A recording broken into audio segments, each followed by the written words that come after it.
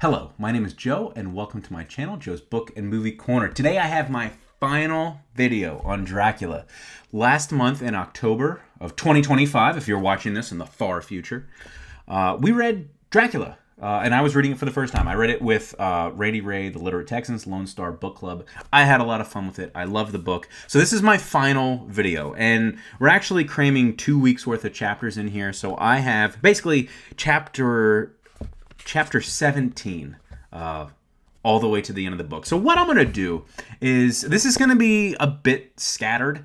I've taken notes in my copy. I've underlined a lot. So I'm just going to flip through it and just start commenting on things that I notice. So hopefully it's somewhat coherent, but we'll see how this goes.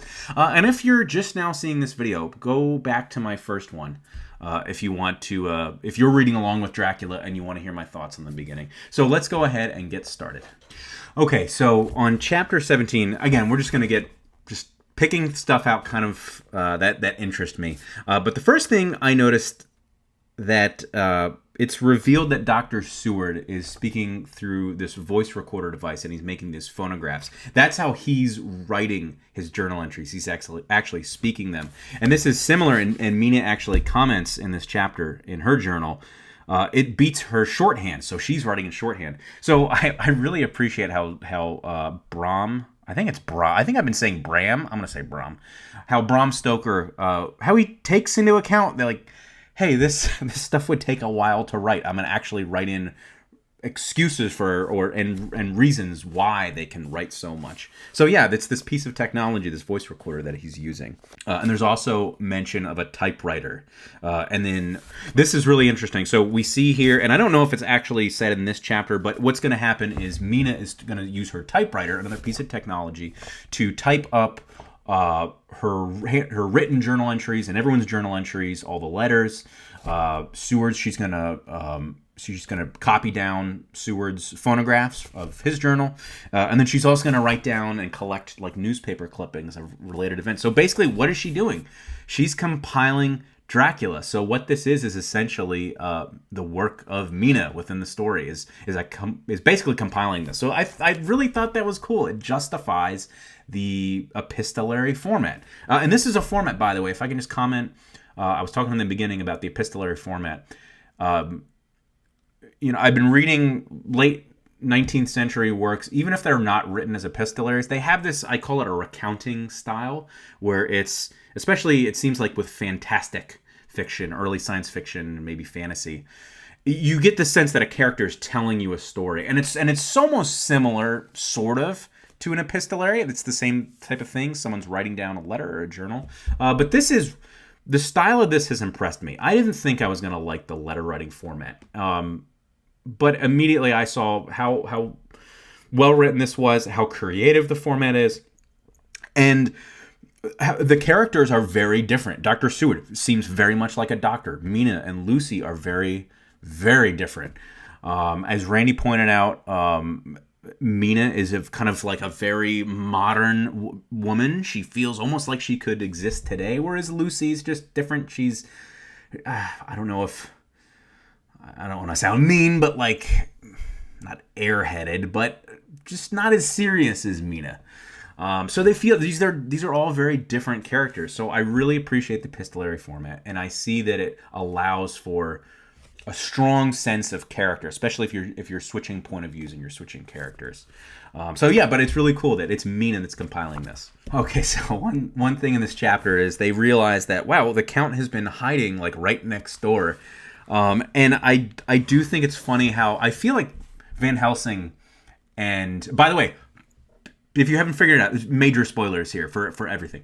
Van Helsing and Dr. Seward basically dropped the ball saving Lucy's life. Like, they had every opportunity. They knew what they had to do. Like, someone has to be watching her. She has to be surrounded by garlic. She cannot be let alone. Don't fall asleep. And they allow her to die. I'm kind of critical of Seward and Van Helsing. They could have saved her, I think.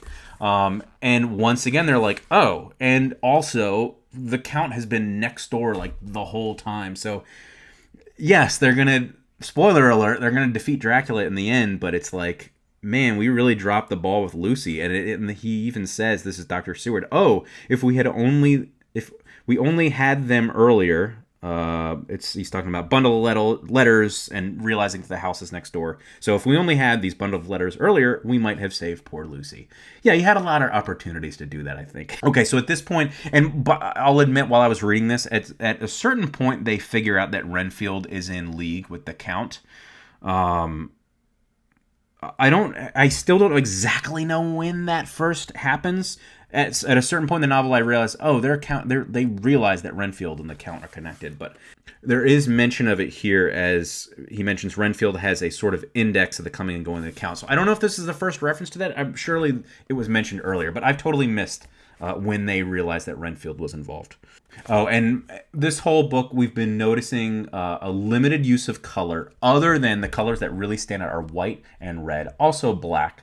And those are the colors of the vampire. People are, when they're turning into a vampire, they turn white, they turn pale. Always mention of like white everything. And then the vampire, very white teeth, white gums. But the vampires have very red lips. So these colors crop up, and it's very rare that Bram Stoker breaks that rule. He stays pretty true. There's a couple spots, if you're really paying attention, where he mentions color, but very little mention of color. And it just continues throughout the whole novel. It's very, very impressive. Okay, so last time I think I mentioned in my last video that Van Helsing is using the host, the Eucharist, and he's crumbling it up and putting it in a paste to make a border against the vampires. And if you're religious, especially a more maybe Orthodox Christian, that's going to be very shocking to you, using the host like that. But it makes sense in this story if Dracula is evil. And throughout in the second half of the book, I noticed just more and more references to Christianity and vampirism as a mockery or a perversion of Christianity. Okay, so this is, I think, Renfield here. He says, just an interesting thing. I used to fancy that life was a positive and perpetual entity, and that by consuming a multitude of live things, no matter how low in the scale of creation, one might indefinitely prolong life. And I'm underlining this, I think, because he's talking about consuming living things. It just, in the context of Christianity, it makes me think of consuming the body of Christ. Christ is giving you his body, but these vampires, they're consuming. At times I held the belief so strongly that I actually tried to take human life. The doctor here will bear me out that on one occasion I tried to kill him for the purpose of strengthening my vital powers by the assimilation with my own body of his life through the medium of his blood. Again, body and blood. That's Christian. Relying, of course, upon the scriptural phrase, "For the blood is the life." So it's explicit. Maybe earlier in those sentences you thought, well, it's not directly referencing Christianity, but no, Renfield and Stoker is outright telling you I'm alluding to Christianity here. For the blood is the life. So it's perverting and making a mockery of Christianity. Again, there's more references. Hey, we could have saved Lucy. Yeah, you could have. Oh, one thing. So there's a very long section. Some people there's some exposition here about the nature of the vampire, of what a vampire is from Van Helsing. And he describes the vampire's powers. I mean, he says common things that we all know. If you've never read Dracula, but you just know about vampires, you know that he makes no reflection in a mirror. He mentions throws no shadow. I don't know if that's really in the pop culture, but definitely no reflection in a mirror. One thing that I don't know if this has ever been... I mean, I've only seen a small number of Dracula adaptations. Van Helsing says he can come in mist, which he create. He come on moonlight rays as elemental dust. So he can travel as a dust and a mist. Has that ever been used in an adaptation of Dracula? I would really like to know. If you know, let me know down in the comments, because I'd really like to see that. There's things throughout this book that I would love to put in if I were making a movie, and having him travel as a mist is one of those things. Also, there's other gross, violent moments that I pointed out in my earlier videos. I would have put that in there too. But yeah, this mist thing is really cool. Van Helsing says he can do all these things after describing his powers, yet he is not free. Nay, he is an even more prisoner then the slave of the galley, then the madman in his cell. So I think that's interesting. They recognize that it's this like tortured existence, and he's been like this for, I guess, I don't know exactly how long, centuries. So it's a really awful existence. So in a way, they also mention that when they kill these vampires, they are freeing their souls. You know, I don't fully understand. I would like to read this again one day and really focus on the character of Renfield. I mentioned I didn't quite pick up exactly when they realized the Renfield Dracula connection, but he says some really interesting things. I don't know if I'm going to go into detail on it, but he's really interesting. And Van Helsing thinks he's like, this guy's fascinating. He's really intelligent, but he's also out of his mind crazy. Yeah, if I were to reread this, I would really focus on studying the character of Renfield. All right, so here's a moment where I think if I were making a movie, I'd really focus on this. They're going through basically trying to find Dracula's coffins of dirt, and they're visiting a house that he's bought, and it just the air is foul and stagnant.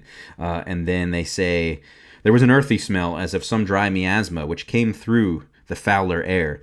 But as to the odor itself, how shall I describe it? It was not alone that it was composed of all the ills of morality and with the pungent, acrid smell of blood, but it seems as though corruption had become itself corrupt. It sickens me to think of it. Every breath exhaled by that monster seemed to have clung to the place and intensified its loathsomeness. So, here's another very vivid thing. You get that, you know, as you're reading it, you start to imagine, like, what does this place smell like? It must smell awful, and every kind of awful, maybe damp, wet, decrepit building or house you've ever been in that's in disrepair, you start smelling it, or you start maybe imagining that. So yeah, a detail here that's really gross, and just Stoker has these all over the book. They're great. Of course, there's reference here. Mina looks paler than usual. As the reader, we realize, Dracula is now preying on Mina now, and it takes I feel like it takes the characters once again a second. They should have saved Lucy, and they should have clued in immediately.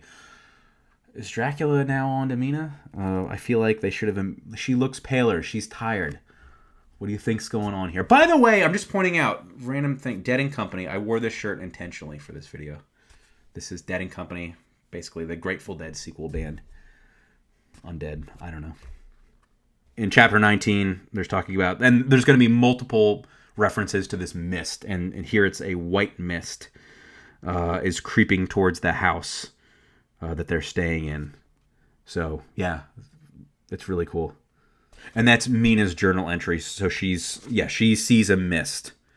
And listen to this. There's the gaslight which I had left lit for John but turned down came only like a tiny red spark through the fog, which had evidently grown thicker and poured into the room. So we have, now it's not of the vampire, but she mentions red. If there's a color, it's of course red in the fog. So this is Dracula basically coming into the room. And there's a mention of red there. So yeah, and there's also, did I even say white? Not in this passage, but she mentions later on in this paragraph, she mentions red and white. Red, black, white, just over and over again. It's great. And of course, the next day she's like weak. I wonder what's happening. Okay, this is a really funny moment. So let's see if I remember correctly. They're trying to get some information on what houses that Dracula has bought and try to follow up on him. So this is from Jonathan Harker's journal, and he's talking about I guess a guy that works at I'm going to call it a real estate agency. It's maybe called something else here, but this guy is like just giving him guff, and he's like being really difficult and not providing him with information. And so Jonathan Harker calls this, I don't think he's a real estate agent, but he's in the real estate business. But he says this was manifestly a prig of the first water, and there was no use arguing with him. I love that. That was great. This is I think Dr. Seward here at the very end of chapter 20 now. He calls out how crazy it is what they're doing. They're going after this vampire who's been undead for hundreds of years, and when they they're going to drive a stake through his heart and cut his head off, and they're trying to find boxes of dirt. It's insane. And he just flatly says, "I sometimes think we must all be mad, and that we shall wake to sanity in straight waistcoats." So I appreciate how he references how insane this is. Okay, so this is chapter 21, and if I remember right, apologies if I'm getting this wrong, but I think I was underlining a lot here, and I think it's from Renfield talking about Dracula. I think this is Renfield recounting what Dracula said to him. All these lives I will give you, aye, and many more and greater, through countless ages, if you will fall down and worship me. So he's talking, Dracula wants to be worshipped. Again, this is like a perversion of a religion. He's creating his own religion, and it's awful and horrible. Okay, and he calls out, once again, are they about to clue in that Mina is being drained? So at one point, Mina is talking to Renfield, and Renfield goes, I don't care for the pale people. He notices she's different now. She's more pale. I don't care for the pale people. I like them with lots of blood in them. And hers had all seemed to have run out. I didn't think of it at the time, but when she went away, I began to think, and it made me mad to know that he had been taking the life out of her. Okay, so he's actually saying that Dracula has now been draining her. So I guess, is this the first reference? Do they finally know, oh, Dracula's after Mina? All right, so now we get to a really awful scene. And they are... Okay, so in the previous page, I mentioned, like, okay, they're finally cluing in that Mina is being drained. And then we see it. They catch Dracula in the room with Mina, and it's really, really horrible and nasty. And basically, I think he's like cut himself on his chest, and he's forcing her to drink his blood. So now it's like, again, also the Christian reference. I mean, I've been mentioning the vampire consumes. It's the opposite, but here he is actually giving her his blood, and it's the attitude of the two had a terrible resemblance to a child forcing a kitten's nose into a saucer of milk to compel it to drink. That's a really violent, forceful image. So really, really vivid imagery here, and it's really, really nasty stuff. And then it's like an action scene where they get Dracula out of there. So yeah, really important scene. And this is kind of what I was hoping at this point. Maybe if there's one thing I could criticize, this is an excellent book. I wish maybe a little bit sooner we had seen more of Dracula and scenes like that, because that's really, really good. Oh, another thing, I think at some point the manuscript of all the journal entries and stuff gets burned, but they have a copy of it. So thank God there's another copy in the safe. So again, referencing that basically this is the book we're reading. It was saved because a copy was in the safe. Okay, and we get explicit reference here. There's limitations on Dracula's powers. Yeah, basically, whatever form he's in during the day, he has to remain in that form until at night. He basically gets a lot of his powers at night. Okay, so there's a great story here. I think it's from Van Helsing. I honestly don't remember the context of why this little story is in here, but it's really great. It's I have read of a gentleman who owned so fine a house in London that he went away for months of summer to Switzerland to lock up his house, and some burglar came in and broke window and back and got in. So then what the burglar does is he auctions off, he opens up the house, he auctions off all the guy's stuff, he sells the house, or no, I think he sells it. Does he dismantle it? Yeah, he dismantles the guy's house. I can't remember why. I'm not going to read the whole thing to figure out the context, but that was really funny. There's some funny stuff in this book. So I've been mentioning religion here, and I'm pretty sure Van Helsing. In these older books 19th century, where dialogue just goes on for paragraphs and paragraphs, sometimes you can, at a glance, I don't know who's talking, but I think it's Van Helsing, and they start making explicit religious references to Christianity, talking about we're bearing our crosses,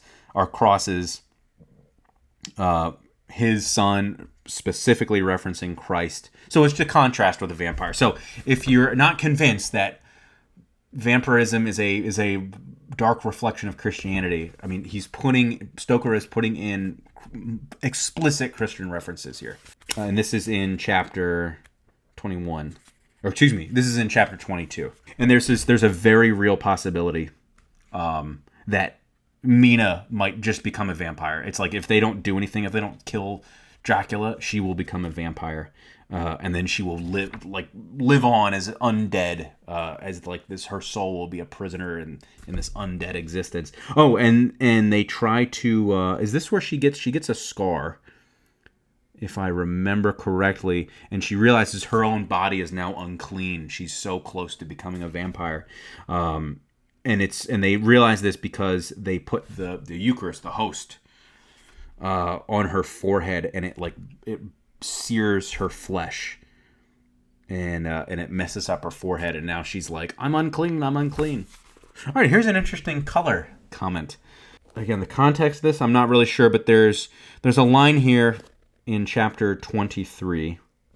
Okay, so Dracula, as the book gets closer to the end, he's in danger. They're getting closer, and there's one scene where his waxen hue became greenish yellow by the contrast of his burning eyes, and so that greenish yellow. So I'm just calling that out. This is in chapter 23. Dracula's now in danger, so his color is now changing. So it's a very, very rare reference to color outside of white and red and black and gray. So that's really interesting to me. There's mention here in chapter 23 from Dr. Seward. Or no, this is from Mina here. She pities Dracula, and we have to remember that he is also a prisoner. There's in Jonathan Harker's journal, there's explicit reference to faith is our only anchor. Thank God. So this is a very religious book. Okay, so here's some towards the end of the book, as we get closer and closer to the end. We're in autumn now. Eventually, it's going to get to winter. There's going to be some great descriptions of winter. So there's one little moment here that I highlighted. It's from Jonathan Harker's journal. And he makes a reference to the crisp autumn air and the bright sunlight. So that, we talked about references to color. And to me, that's hopeful. It's a reference to color outside of this white and red. You think of the vampire. And autumn air with the bright sunlight, it makes you think of fall. And it puts a very colorful image in your head. So that sentence...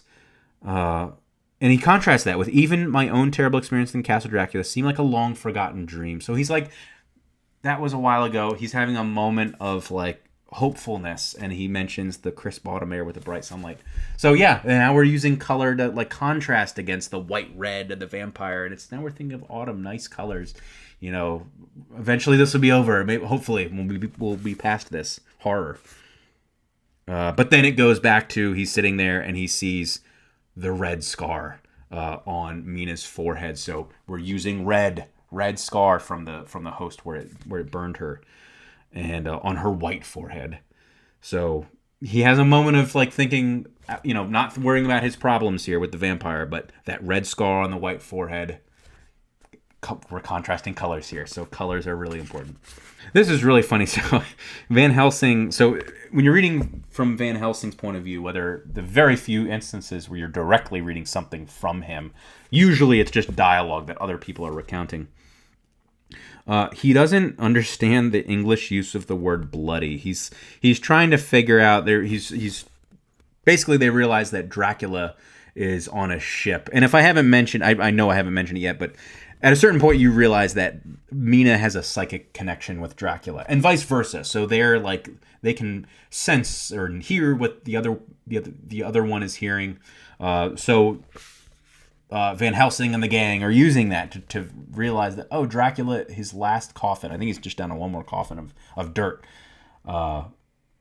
He's on a ship, and they're trying to figure out information on the ship, and is Dracula on your ship? And he's talking to this guy, and Van Helsing just doesn't get what the word bloody means. So he's like, these things have blood everywhere. So reference to blood, it's a vampire book, but also he doesn't understand that English people say everything is bloody, like this damn thing, this bloody thing. Oh, this is really interesting. So here, I still think in chapter 20, no, this is 24 now. There's like a scientific theory for the existence of vampires and the undead that is just kind of thrown out there.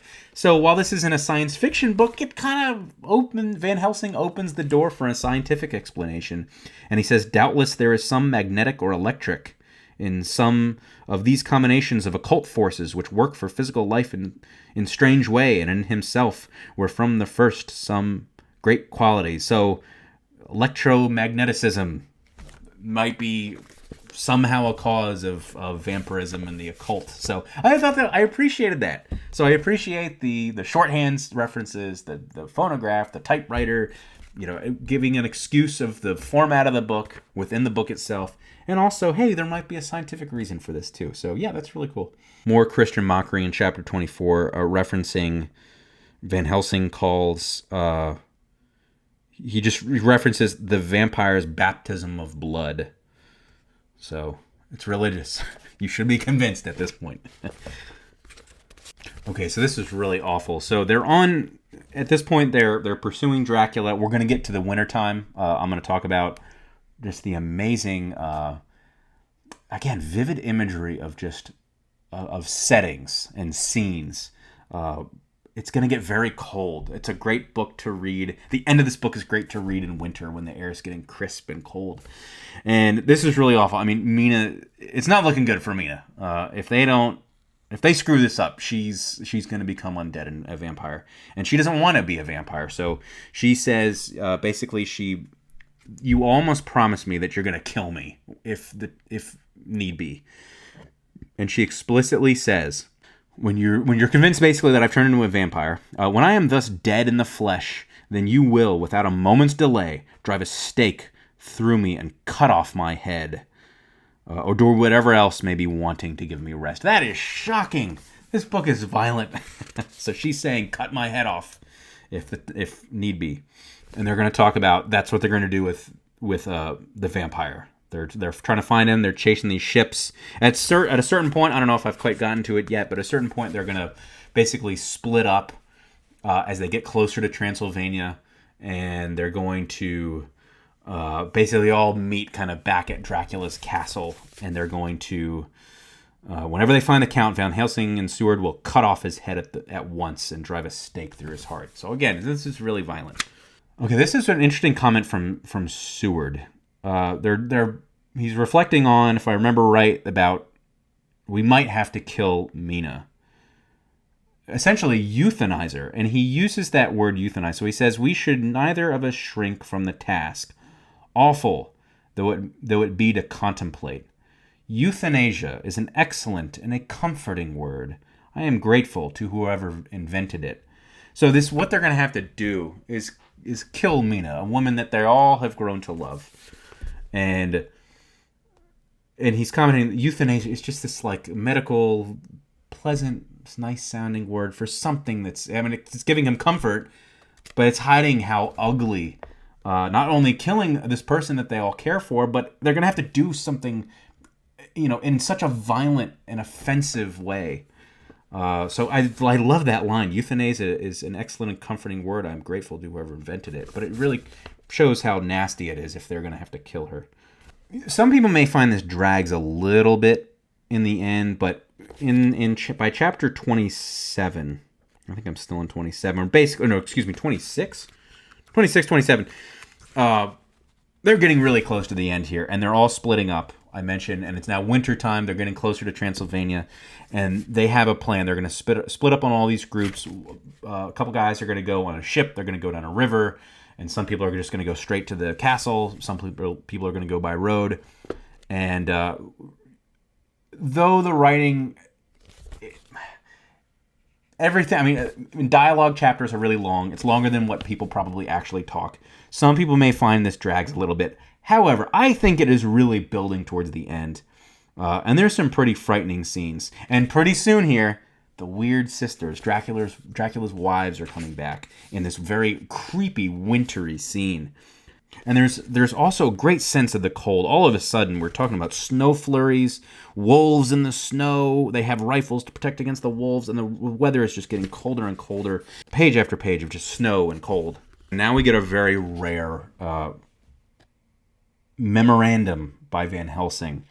And this was a section that I really enjoyed, and Mina is not doing well. I mean, as she's like getting closer to being a vampire, she gets weaker and weaker and weaker. But at a certain point, she actually starts to look better and more healthy and more redder than before.